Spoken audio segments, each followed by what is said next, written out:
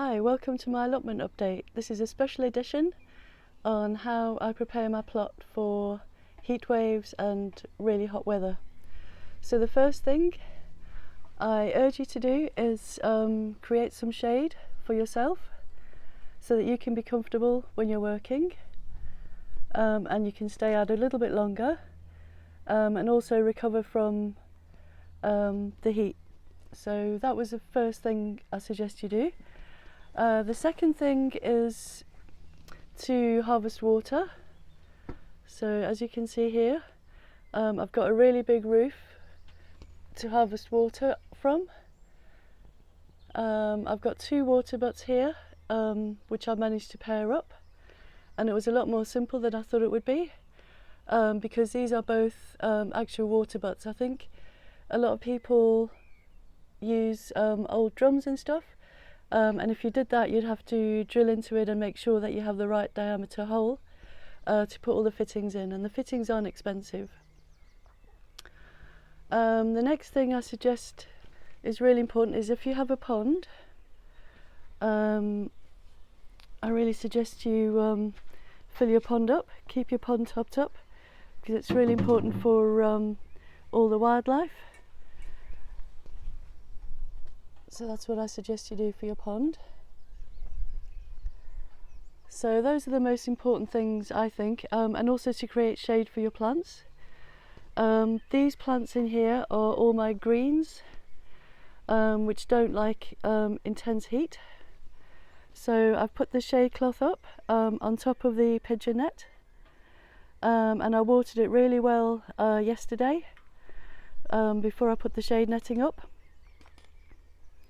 And it's well mulched as well. I've put loads of mulch down there, so I'm quite confident that they will survive the heat. I put my runner beans out yesterday, and I'll probably put a couple of morning glories up here as well, because I have some that will be ready to come out in a week or two. And I've put some chard and some parsley in here, and I've used some fleece to try and keep the roots cool and to try and keep the moisture in, and lots of wood chip. I also made sure to fill my water butts up. Well, if you don't have rain just before it gets really hot, it's important to try and fill them up, because when it gets really warm, there's a lot of people using the taps, so it can be quite difficult to access water when it gets really warm if there's lots of people watering. So it's good to have your own supply on hand, and it's really important as well to keep them covered, because obviously with things getting warmer, we're going to have more like Zika mosquitoes and that kind of stuff wanting to come up further north. So it's really important not to stop mosquitoes breeding on your plot. I've created this arch out of canes. I'm hoping it's going to be strong enough for my sweet peas. I was looking to buy a couple of arches, but they look really rubbish unless you spend a lot of money, so I thought, well, I might as well just make canes, and then I don't have to worry about storing it over winter. So that's my sweet peas. Got a couple of sweet peas in there. I harvested all the last of my purple sprouting broccoli yesterday. I've got about 4 bags of it. I'll be giving some away, and I'll probably be drying some out, roasting it on a very, very low heat, about 1 on the gas oven. I'm not sure what that is in Celsius or Fahrenheit, but basically just drying them out and just giving them a slow roast till they're completely dry, and then I put them in my coffee grinder and grind them up, and that's fantastic to add to soups and to sauces. It's really intense, lovely roasted purple sprouting broccoli flavour, because I've only got a small freezer and I don't really like frozen greens. It kind of seems to lose a lot of flavour. So along here as well, to help with the heat, I've thinned out this bed a lot so that there's less pressure on what moisture there is in the soil. This bed was far too congested, too much self-sown wild carrot, and too much campion, so I've taken some of that out, and you can actually see my rose now. It smells absolutely divine. It's Arthur Bell, and it's such a beautiful flower, just a gorgeous open flower, and with lovely red bit inside there. I'm not sure what those bits are called, but they're very, very pretty, and it smells amazing around here. So I'm really pleased about that. I think I want to really try and look after my rose properly, because I do love them. And having taken out lots of the self-sown, self-seeded plants, because there was I sowed wildflowers here last year, so obviously a lot of them self-seeded, that's why I thinned them out.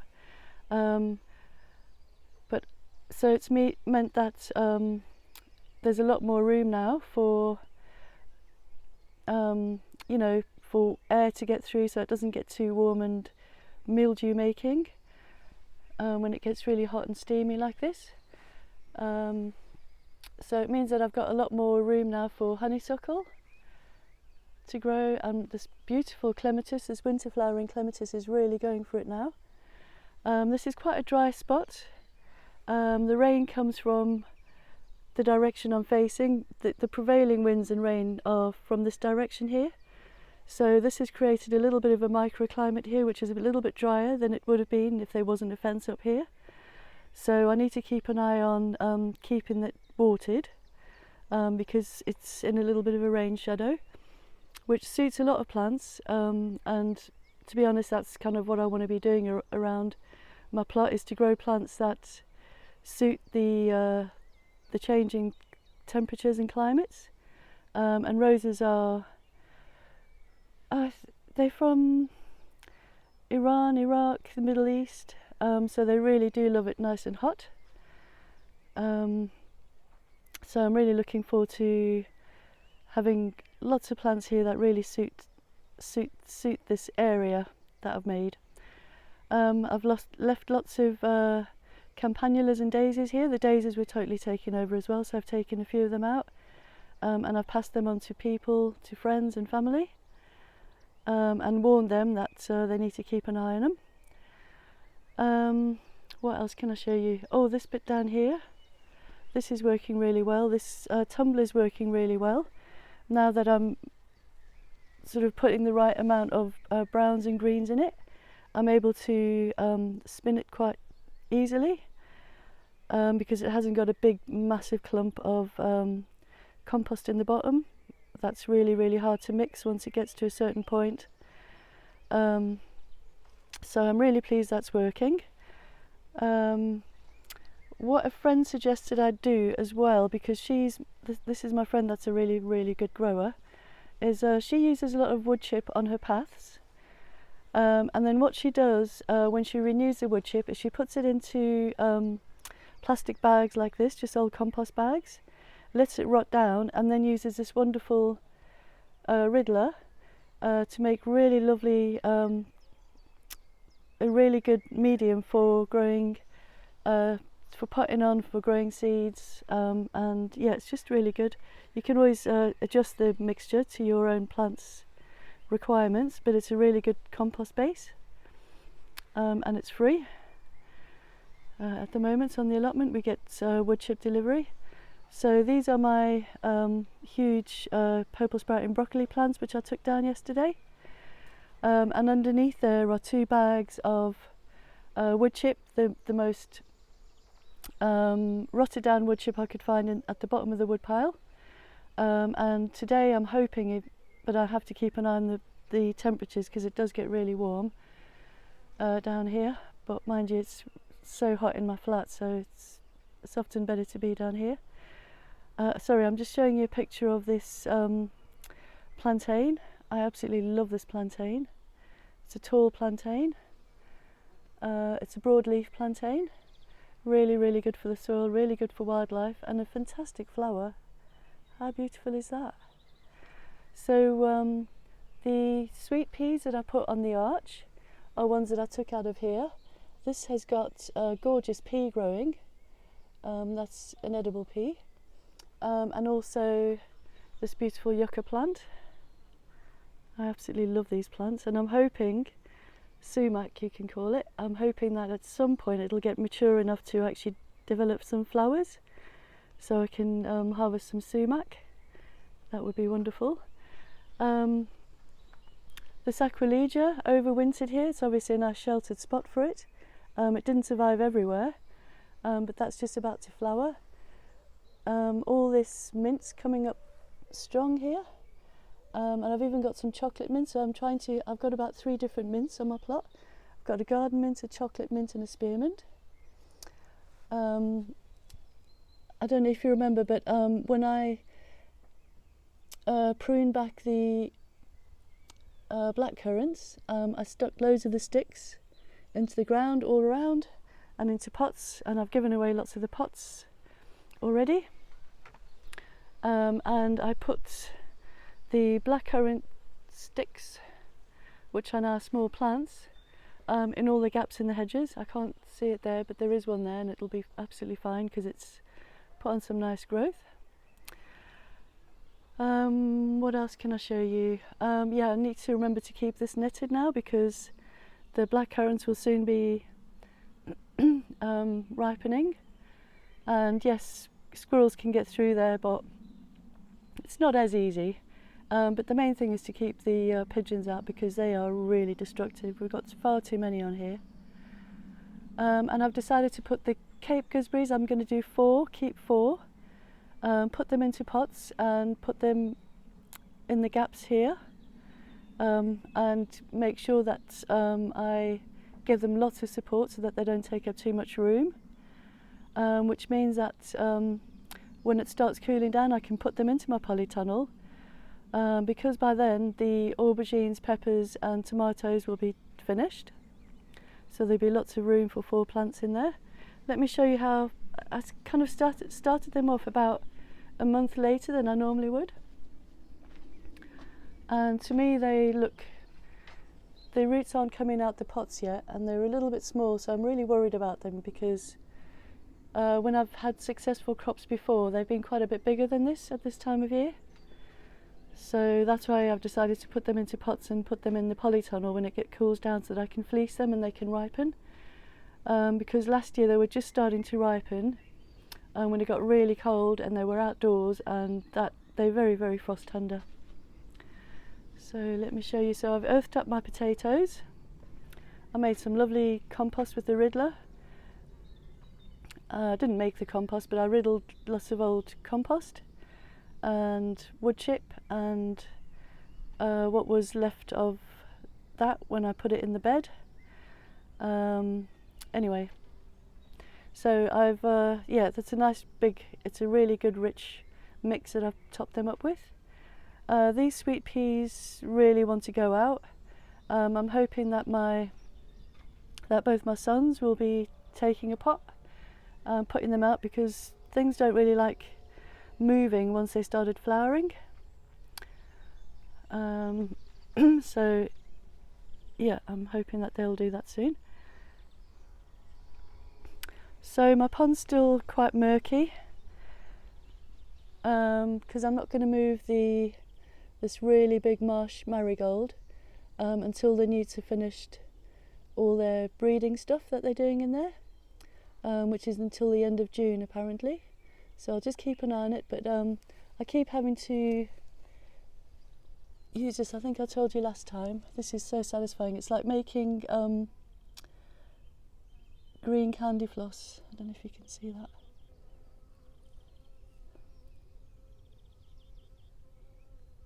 Oh. So there's so much of it in there. I'm fighting a losing battle until I reduce this plant. I think the barley straw is helping. It would probably be a lot worse if I hadn't have put the barley straw in, but I really do need to sort that out before the pond will properly clear.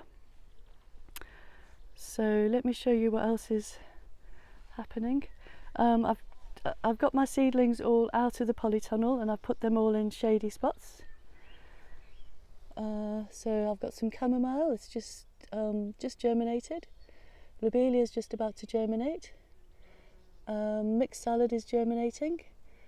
I haven't got any dwarf beans or climbing French beans yet. They haven't germinated, so I might need to sow them again or wait for the plant sale at the allotment shop.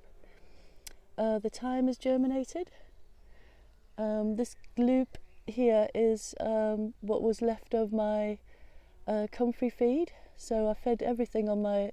I thought it's going to be really hot. I'm going to give everything a really good feed a few days before and give it a chance. This astrantia is absolutely glorious. I love these flowers. They're just coming out now. They're not out fully yet. So, oh, this is looking a bit... These are looking a little bit dry, these flowers here. I'm not sure.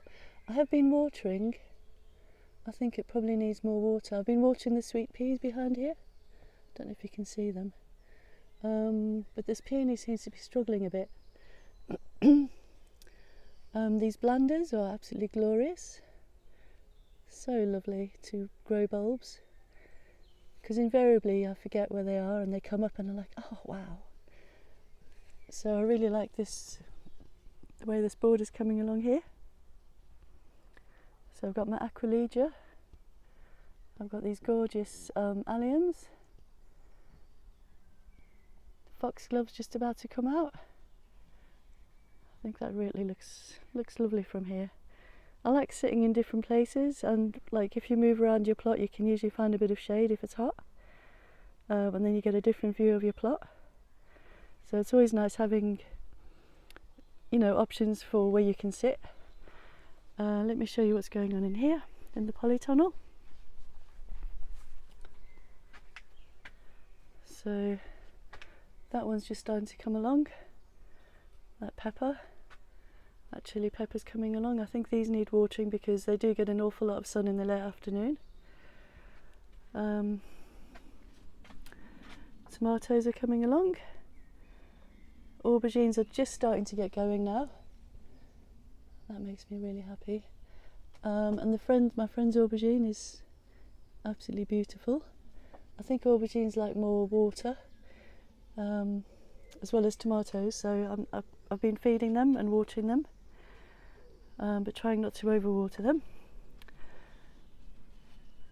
So this rocket that I left in the pot, I love these flowers, and they smell exquisite. It's a really delicate smell, but it's a really lovely smell. So along here, sorry, my camera's not coping very well with this. I wish my camera wouldn't think for itself. I wish it would just let me think. It's really annoying. Right, so I've got these lovely tree stumps here. So this is a lovely shady spot to sit as well.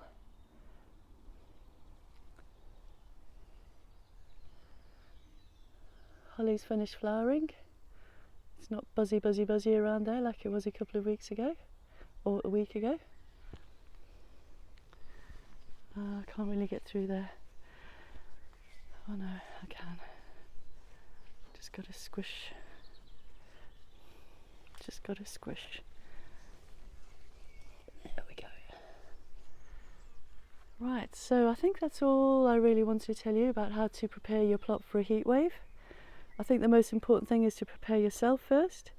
Dress appropriately, keep your skin covered, wear a hat, wear shades, drink lots of water, create shade on your plot. That's kind of the most important thing. If you're comfortable, then you'll have a lot better chance of being able to look after your plot. So thank you so much for watching. And I hope that you managed to get out and about, walk around, meet your neighbours, think about some community building stuff you can do or get involved in, because we need to come together and make the world a better place. Thank you.